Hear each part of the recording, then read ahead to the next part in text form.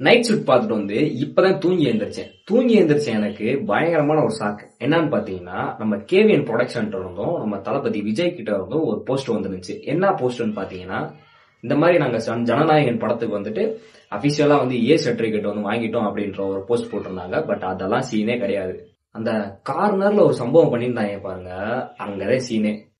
Honourable chief minister of Tamil Nadu C Joseph Vijay அப்படின்னு போட்டிருந்தாங்க பாருங்க.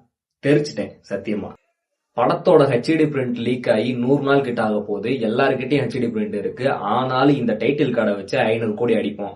ஓபன் சேலஞ்சு பாக்குறீங்களா? அன்பும் மவனே, daddy is coming down.